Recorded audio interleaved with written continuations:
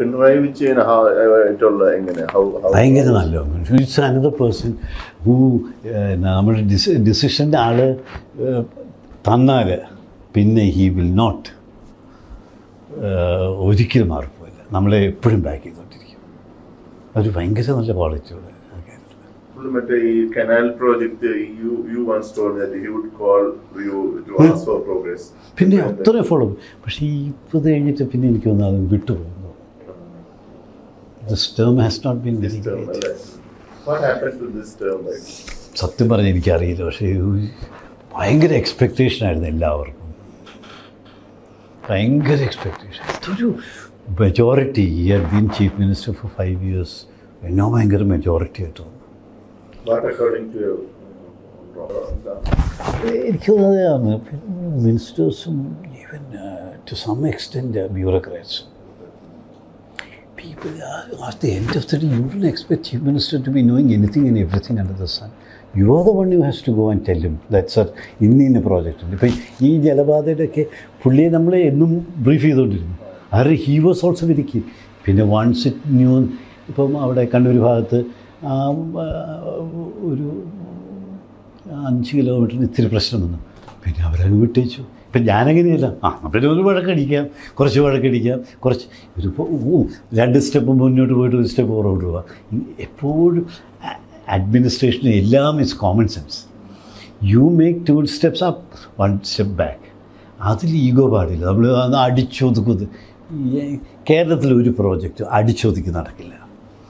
It's only convincing people that it is good for you. And if they are convinced, ഇപ്പോഴീ എന്നെ ചീത്ത ഇത്രയും വിളിച്ച ആൾക്കാർ വരെ എന്നോട് എന്തൊരു കാര്യമെന്നറിയോ.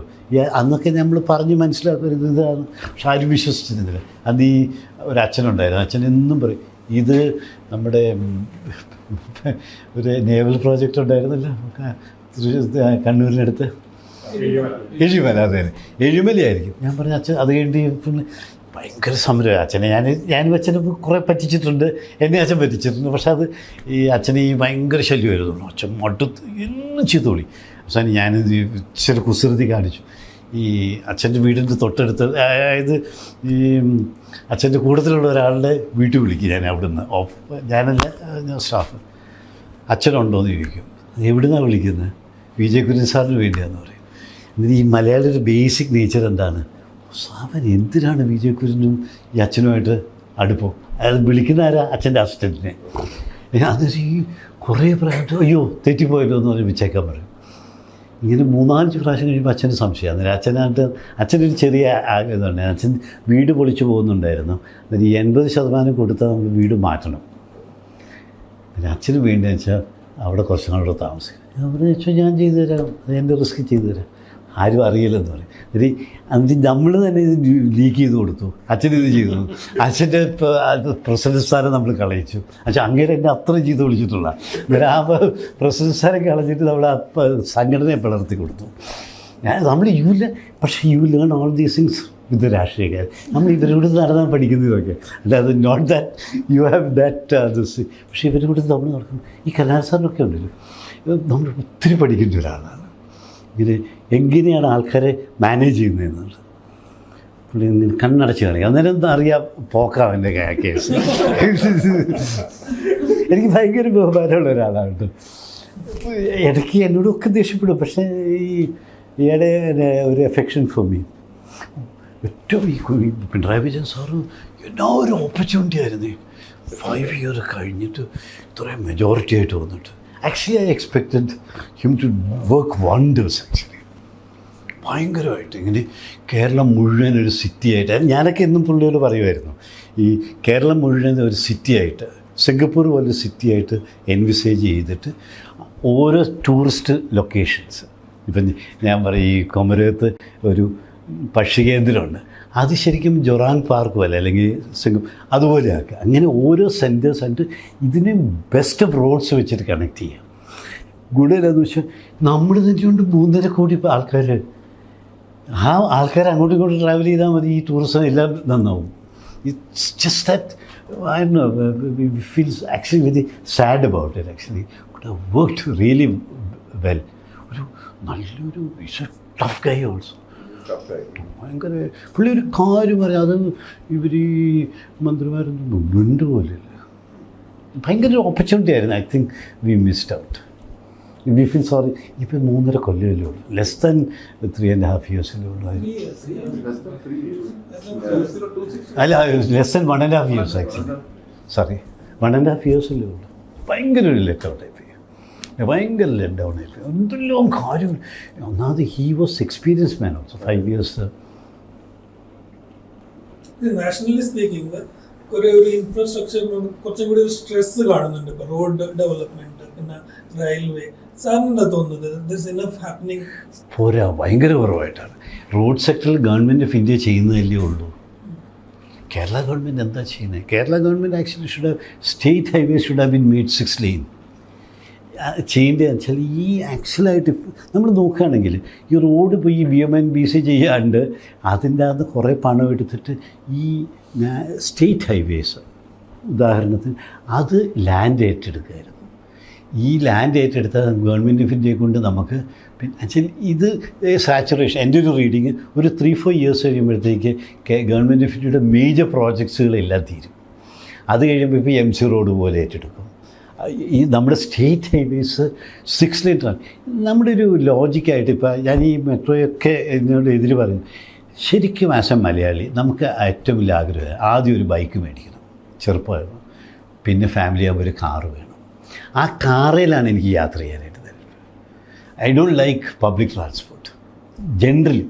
ചിലർ പോകുന്നുണ്ടില്ല എന്നില്ല, അതായിരിക്കണം ഐഡിയൽ തിങ്. പക്ഷേ എപ്പോഴും സാച്ചുറേഷൻ ലെവലിലേക്ക് വരണമെന്നുണ്ടെങ്കിൽ നമുക്ക് കാറ് വേണമെന്നുണ്ട്. ഒരു കാറ് പോകാനായിട്ടുള്ള ട്രാഫിക് അതിനുള്ള സംവിധാനം ഉണ്ടാക്കുക. It's not the best of things. Public ട്രാൻസ്പോർട്ടാണ് ഏറ്റവും ബെസ്റ്റ് ഓഫ് തിങ്സ്. പക്ഷേ as a Malayali we like to have travel on.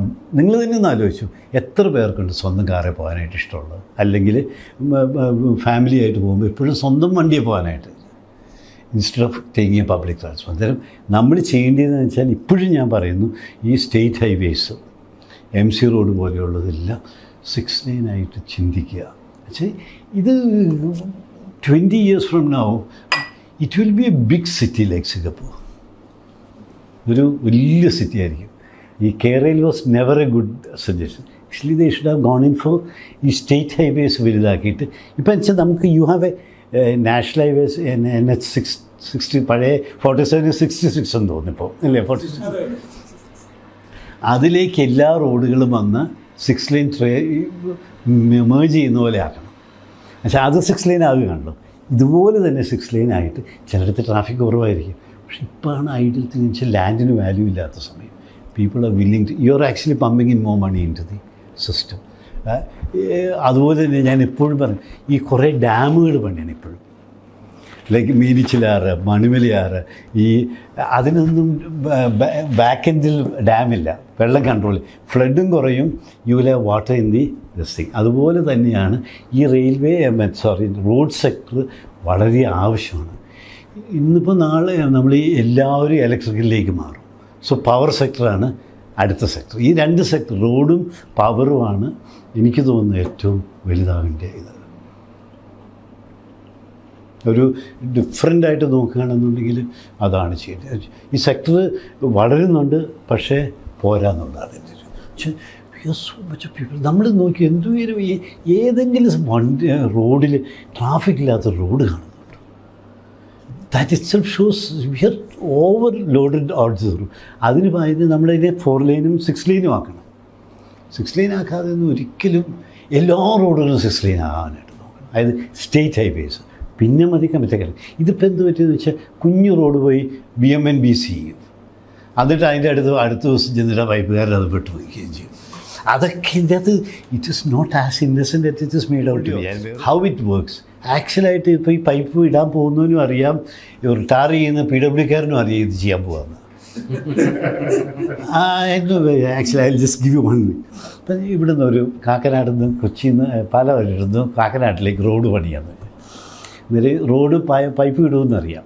ഇവർ എന്ത് ചെയ്യുന്നതെന്ന് വെച്ചാൽ ഞാൻ വാട്ടർ അതോറിറ്റി ചെയർമാനായിരുന്നു 5 കൊല്ലം. അത് കാരണം അറിയാത്തതുകൊണ്ട് ഇവർ ചെയ്യും. ഈ PWക്കാരോട് പറയും, ഞങ്ങൾ ഇതാണ് ഒരു കളക്ടർ ഒരു കമ്മിറ്റിയൊക്കെ ഉണ്ട്. ഞങ്ങളിങ്ങനെ പൈപ്പ് ഇടാൻ പോകാമെന്ന് പറയും. പൈപ്പ് ഇടാൻ പോകാമെന്ന് പറഞ്ഞപ്പോൾ ശരിയാ. ഇവൻ അന്നേരം തന്നെ അയ്യോ ഞങ്ങൾക്കും റോഡ് ചെയ്യാനായിട്ട് ഉണ്ട്. ഇവൻ ആദ്യം തന്നെ അങ്ങോട്ട് അറിയും. രണ്ടുപേരും അറിഞ്ഞുകൊണ്ട് തന്നെ. അത് കഴിയുമ്പോൾ ഇയാൾ കൊണ്ട് ഒരു ലെറ്റർ കൊടുക്കും കളക്ടർക്ക്. ഇങ്ങനെ ഞങ്ങൾ കട്ട് ചെയ്യുമ്പോൾ കളക്ടർ പിന്നെ അത് കുഴപ്പമുണ്ടല്ലോ, അത്യാവശ്യമാണ് ഇത്, ഇപ്പം കട്ട് ചെയ്തില്ലെങ്കിൽ ലീക്ക് ഉണ്ടോ ഇത് എന്തിൻ്റെ അത് നടക്കുന്നതെന്ന് വെച്ചാൽ ആദ്യത്തെ ടാറിങ് മര്യാദയ്ക്ക് ചെയ്തിട്ടേ ഇല്ല. ഇത് രണ്ടാമത് കട്ട് ചെയ്ത് കഴിയുമ്പം പിന്നെ ടാറിങ് നടത്തും. ആ സമയത്ത് മര്യാദയ്ക്ക് ടാറിയും കുഴപ്പമില്ലാത്ത വിധത്തിൽ. പക്ഷേ അതിനൊരു കുഴപ്പമെന്ന് വെച്ചാൽ ആദ്യത്തെ ടാറിങ്ങിന് പൈസ കിട്ടാനായിട്ട് ബുദ്ധിമുട്ട് വരും. കാരണം ഈ സമയം ഈ ഹൈക്കോടതി കയറി ചില ഈ ആൾക്കാർക്ക് അഡ്മിനിസ്ട്രേഷൻ അറിയത്തില്ലാത്ത ഹൈക്കോടതി കയറി ഒരു ഇത് പിന്നെ പ്രയോറിറ്റി ലിസ്റ്റ് ഉണ്ടാക്കിയിട്ട് ഇങ്ങനെ സീനിയോറിറ്റി ലിസ്റ്റ് അതിനനുസരിച്ചിട്ടേ കൈസ് കിട്ടും. പക്ഷേ ഇതാണെങ്കിൽ ഈ കോൺട്രാക്ടർക്ക് അന്നേരം പൈസ കിട്ടും. കാരണം പൈസ ഞാനല്ലല്ലോ, ഗവൺമെൻറ് ഓഫ് കേരളയിൽ നിന്നല്ല വന്നത്, വാട്ടർ അതോറിറ്റിയിൽ നിന്നാണ് വന്നത്. സോ ഐ ക്യാൻ പേ. ഇതാണ് ഇതിൻ്റെ ലോജിക്ക്. സോ ഇതെല്ലാവരും അറിഞ്ഞുകൊണ്ട് ചെയ്യുന്നത്. There are exceptions, they could be, but last ഇതൊക്കെ നമ്മളിങ്ങനെ അഡ്മിനിസ്ട്രേഷനിൽ നിന്ന് നമുക്കറിയാം എങ്ങനെ ഇത്രയും ബോധമില്ലാത്ത ആൾക്കാർ ഈ പൈപ്പ് ഇടുന്നതിന് മുമ്പ് ഇവർക്ക് ടാർ ചെയ്യുന്നതിന് മുമ്പ് പൈപ്പ് ഒന്നും ചെയ്യില്ല. ഇത് നമ്മൾ നോക്കി ഇവിടെ നോക്കും എന്തുവരെ പൈപ്പാണ് മേടിക്കണേ. Actually don't even have an inventory of pipes. എന്നിട്ട് പിന്നെയും പൈപ്പ് വെച്ചാൽ pipe is the biggest of money spin. അതായത് ഞാൻ വാട്ടർ അതോറിറ്റിയിലായിരുന്നപ്പോൾ ആദ്യം നമ്മൾ പറയും ഇപ്പോൾ ഈ ജലനിധി ഇതൊക്കെ നടക്കുന്നുണ്ടല്ലോ. സത്യം പറഞ്ഞാൽ ഞാനാണ് ആദ്യം ഈ കോൺസെപ്റ്റ് കൊണ്ടുവന്നത്. അതായത് വാട്ടർ സോഴ്സ് ഇല്ലാതെ പൈപ്പ് മേടിക്കാൻ പറ്റില്ല. അത് കാരണം വാട്ട് ഹാപ്പൻഡ് വാസ് ഫസ്റ്റ് ഒരു 2011 to 14 or 15 lot of water resource actually ഇത് ഈ വാട്ടർ പ്രൊഡക്ഷൻ നടത്തും. അത് കഴിഞ്ഞിട്ട് പൈപ്പ് ഇട്ട് ഞാൻ പറഞ്ഞു മോഷ്ടിച്ചു അവർ അറ്റ്ലീസ്റ്റ് പൈപ്പിൽ കൂടെ വെള്ളം ഇതെന്ന് വെച്ചാൽ ആദ്യം പൈപ്പിടും. പൈപ്പിട്ട് കഴിഞ്ഞിട്ട് 5 കൊല്ലം കഴിയുമ്പോൾ ആയിരിക്കും വരുന്നത്. ഒന്ന് പൈപ്പ് ചിലപ്പം കാണുപോലുമില്ല, ചിലതിൻ്റെ അകത്ത് പൊട്ടിപ്പോവും. പൂർ ക്വാളിറ്റി ആയത് കാരണം പൊട്ടിപ്പോവും. അതായത് നമ്മളതിന് തിരിച്ചു. പക്ഷെ അന്നേരം ഇവർ ഭയങ്കര ഈ കുറേ ചീത്തൊക്കെ വിളിക്കും നമ്മളെ പൈപ്പ് മേടിക്കാൻ സമയത്ത്. അന്നേരം റിട്ടയർ ചെയ്യുന്ന തലേദിവസം വരെ പൈപ്പ് ഇൻസ്പെക്ട് ചെയ്ത് കാശ് മേടിക്കുന്ന കക്ഷികളുണ്ട്. It's all. ചിലത് നമുക്ക് സ്റ്റോപ്പ് ചെയ്യാൻ പറ്റില്ല, പക്ഷേ സിസ്റ്റത്തിനെ നമ്മൾ മാറ്റിയാൽ കുറേ കൂടെ ബെറ്റർ ആവും.